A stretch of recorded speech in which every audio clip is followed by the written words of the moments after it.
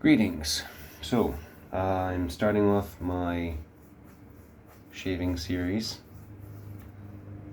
with something that I'm inspired to use due to a tragedy that took place within my shave den yesterday. I lost, as in it fell and broke, and I lost half of the volume of a special limited edition trio set of the soap, aftershave, and EDP, parfum, cologne set, special limited edition for the Facebook group Surf Single Edge Razor Fanatics by Katie's Bubbles, and that is vintage. What a great scent, and it's just unbelievable. It's like nothing I have ever smelled before. So we'll be shaving with vintage today. I will be using my Zenith boar brush, and I will be cutting with my Wade and Butcher, and this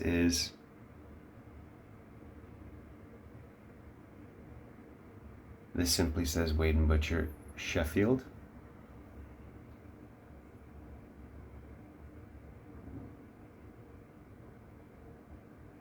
And it's a bow razor, it's a bow pipe razor, or it's the arrow, because there's an arrow to the B, to the cross. There's a B arrow to the cross at the tang.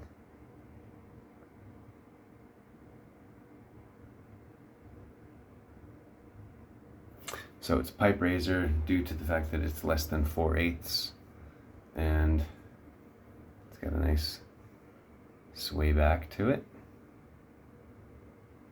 Barber's notch. And the last stone that I honed it on, I think I honed it on my translucent Arkansas. So I've got my personalized soap soaking mug. Let's get started.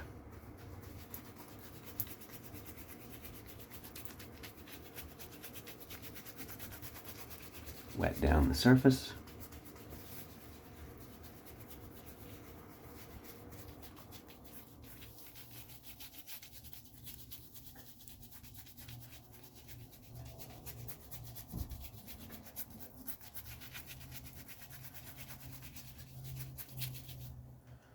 Okay, plenty wet to the vintage. 5, 6, 7, 8, 9, 10, 11, 12, 13, 14, 15, 16, 17, 18, 19, 20, 21, 22, 23, 25, 26, 27, 28, 29, 30. All right, we're loaded.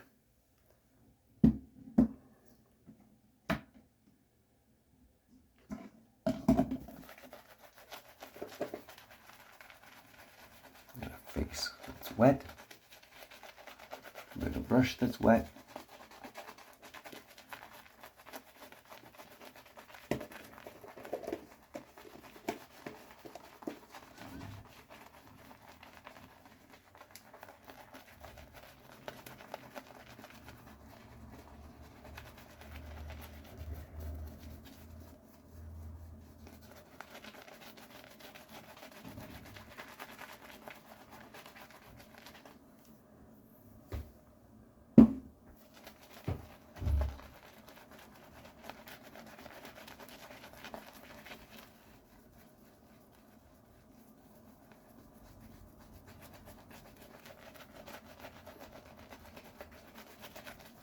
This is so much better than kneeling down in front of my sink, resting the phone on the top of my sink.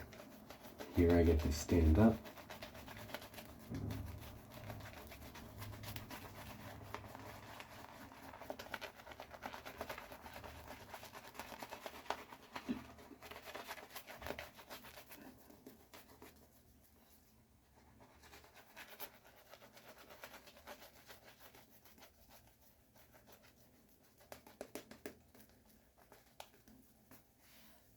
relax on my feet.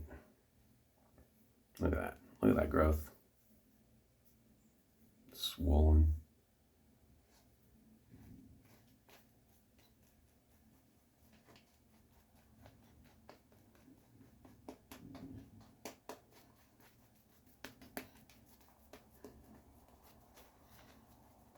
That slaps back. There's plenty in there. There's plenty in there. All right.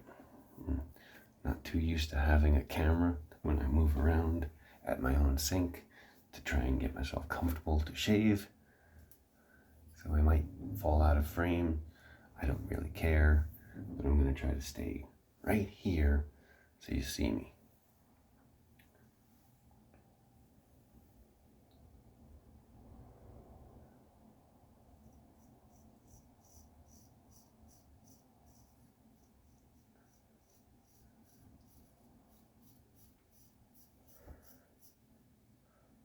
I forgot to mention it's a near wedge. You can't see it now because it's covered in shaving cream. Well, it's not a singing razor. It's not going to be loud. It's just going to do its job.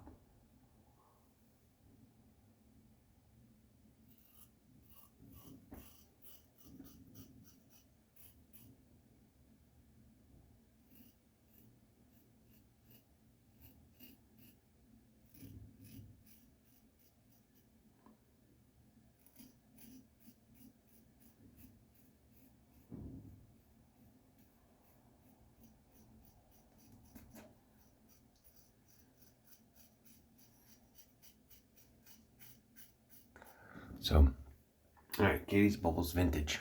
Let's discuss the scent. It's got a lot of citruses way up in the top, and it's got a nice warm base, and in the middle there's this incredibly complex floral mixture that's warm, a little spicy, and checking the Katie's Bubbles website, he's got a description that it's an old world formulation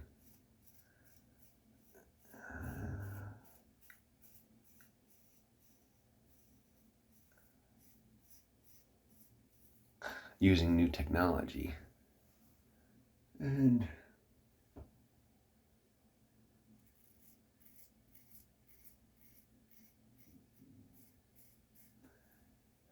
Katie's Bubbles is one of those original artisans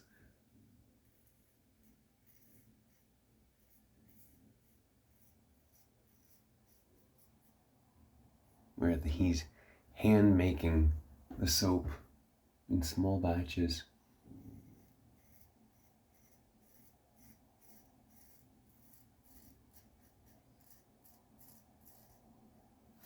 From years ago, when the artisan market place was almost like your mixtape. You would get word of mouth to spread the interest in a company or an artisan, and that would generate. Sorry, I'm looking for my shaving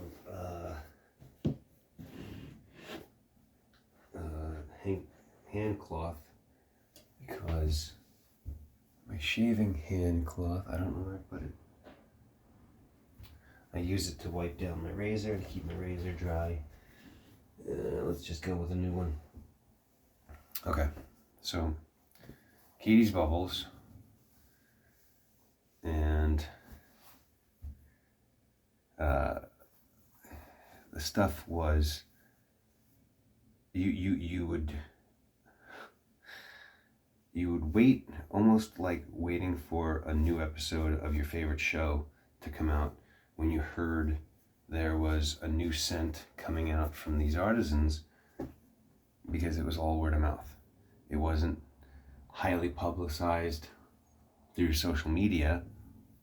It was just from forums, and the forum was the immediate user experience. Like, you got a customer review before there were such things as customer reviews for products, because the forums are where guys are promoting and drumming up word of mouth about an artisan and their experience, their first-hand experience with the soap or the aftershave or a razor blade or a brush.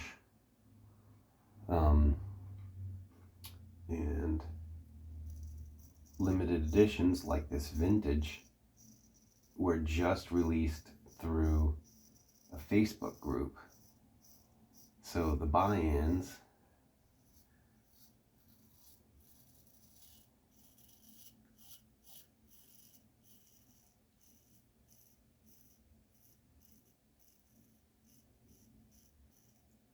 were limited to knowing whether or not you're in a Facebook group or not.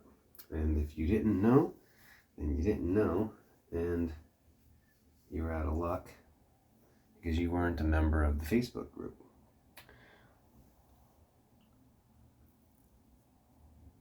And you hoped, because there was drop times. There was days and times when the marketplace would open up for orders.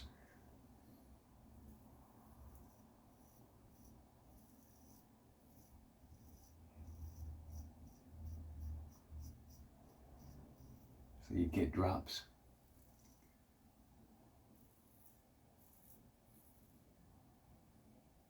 And then the drop window would close, and the opportunity to get that limited edition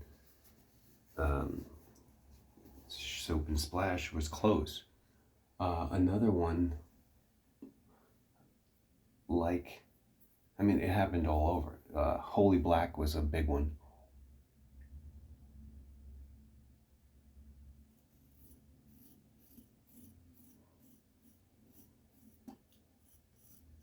Holy Black out of Brooklyn.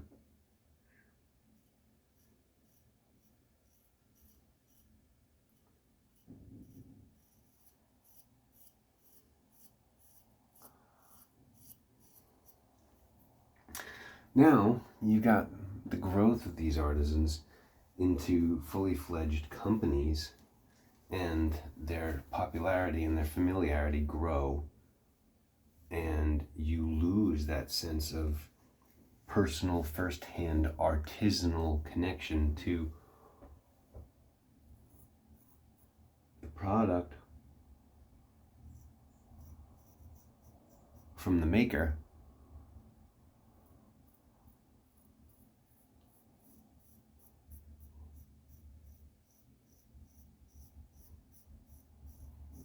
While you'll know that it's handmade, there's a hint of doubt if it's actually really handmade anymore.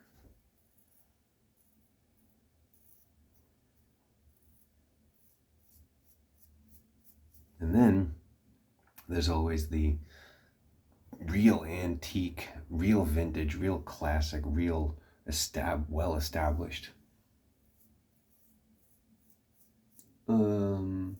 companies.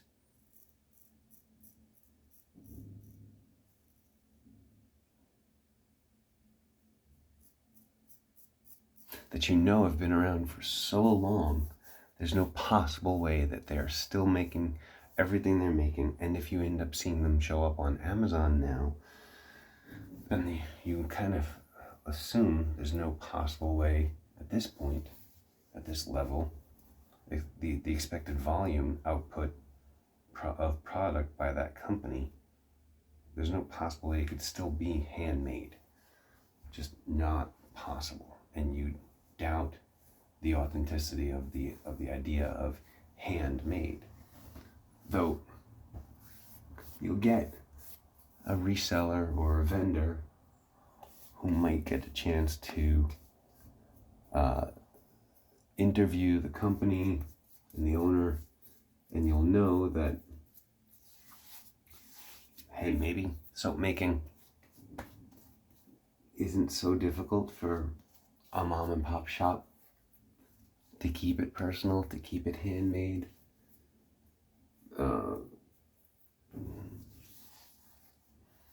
Because the process is so easy. I don't know. I don't make soap yet. But 2025 is my year of soap. 2024 I tried sourdough and I tried kefir, water kefir, because I'm me and my chemistry. Okay, put that to rest safely on some cork.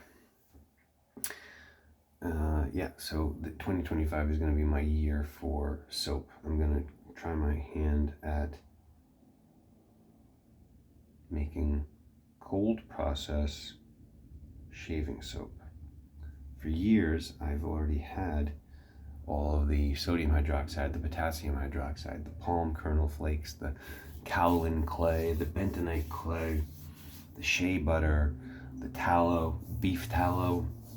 I am going to try my hand at making soap, shaving soap, cold processed shaving soap, particularly in small puck sizes that fit inside of vintage scuttles and at the bottom of Old Spice mugs. That's my intent,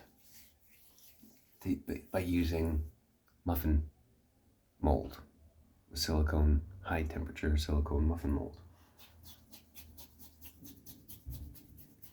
That way it'll fit a puck, it's travel size.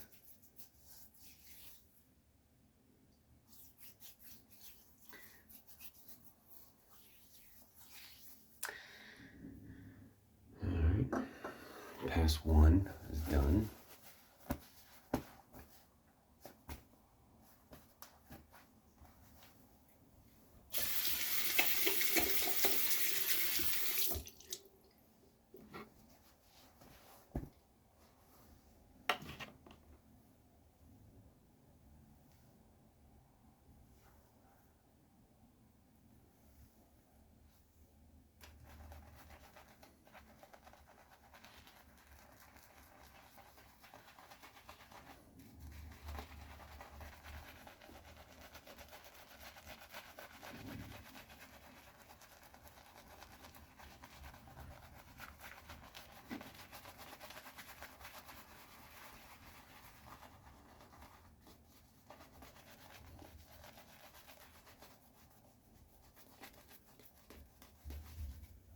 So where was I? I was pontificating about the authenticity of handmade from old world companies. We all know that the top 3 T's, the old British 3 T's, Truefit, Taylor, and Frumpers, are not handmade anymore. And we also know that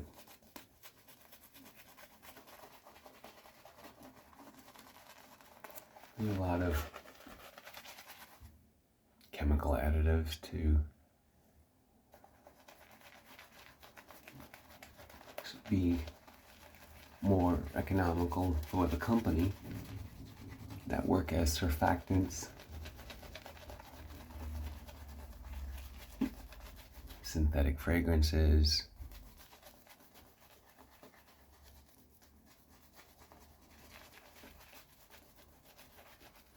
all those things reduce the overall quality of the final product.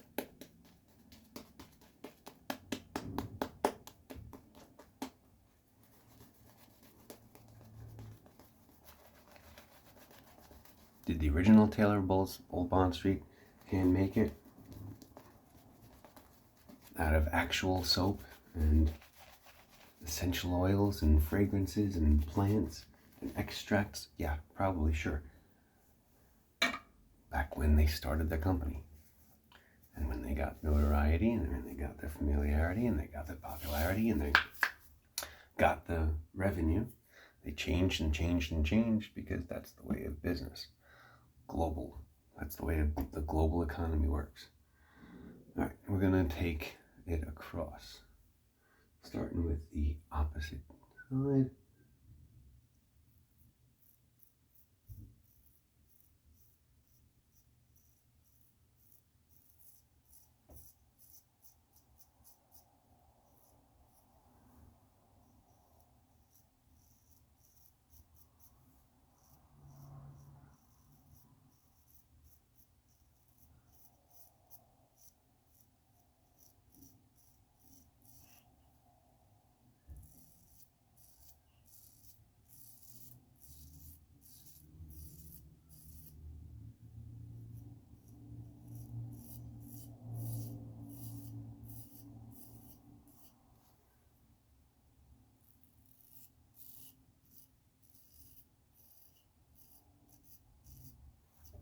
You getting any of this?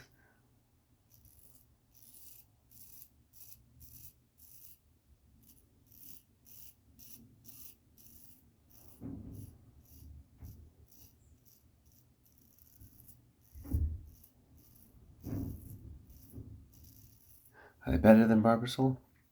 Hell yeah. Is Barbasol any good? Hell yeah.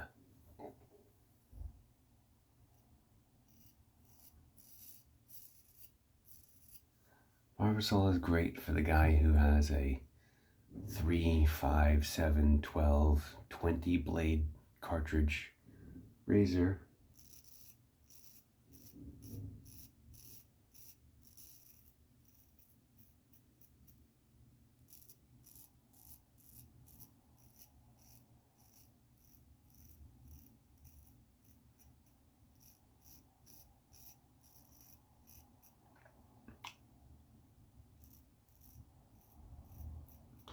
And the same guy goes to the Art of Shaving and gets a Chevette shave with chemical hot lather out of the barbershop machine. So that's not any good. And then they try and take that barbershop hot lather with a brush into a smooth, tiny stainless steel little aluminum copper bowl, smooth faced, so it's already whipped up. It's already hot. It doesn't need a brush. It doesn't need to be lathered up. It doesn't need to be created. And then they're applying it with their hands, maybe a brush, but then they're getting a Chevette shave. And is a Chevette shave a razor? It's a double-edged razor blade. It's a single-edged razor blade. It's sharp, but it's not handcrafted sharp. It's not hand sharpened because the US wants to be hygienic with their business models to prevent bloodborne illnesses. I get it.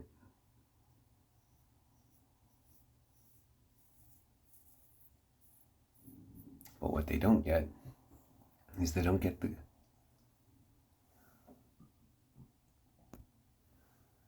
the guy who's a razor enthusiast or a shaving enthusiast walk into their shop with their very own straight razor.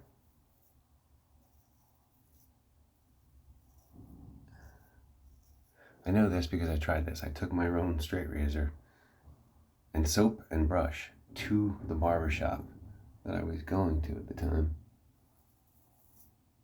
And I wanted to have him shave my face with my razor. So it's my blood on my blade from my body, from my hair. And he said he couldn't do it.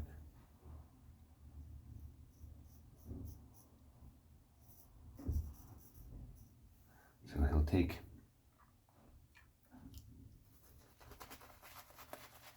zero precautions in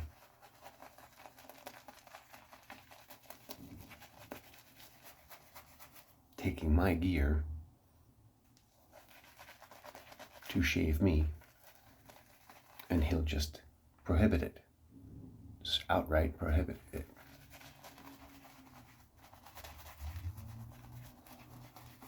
But he'll still charge me for a Chevette shave.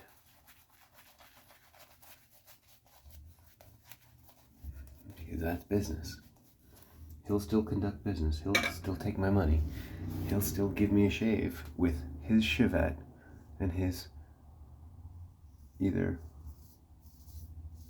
special Chevette blade, the slightly longer ones, or he'll take a DE blade and crack it in half.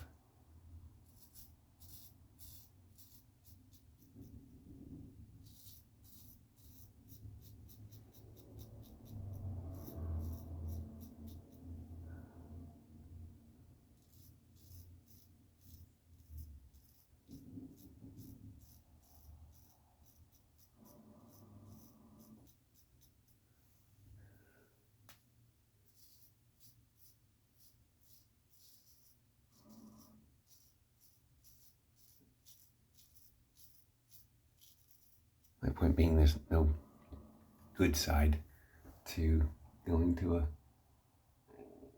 barbershop in the US anymore to get a straight razor shave, because they don't do them anymore.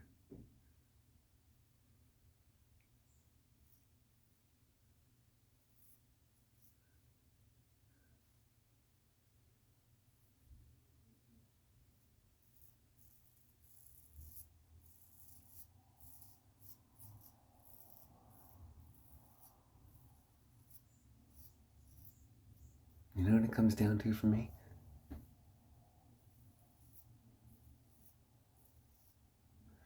Skill and comfort. I like the fact that I'm improving my own skill, shaving myself,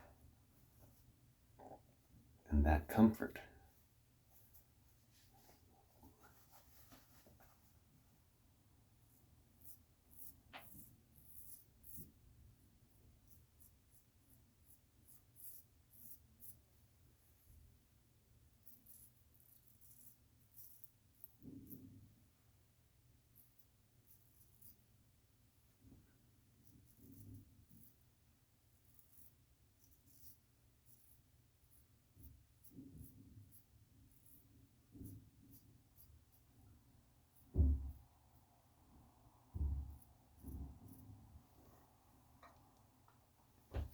I'm gonna just touch up soap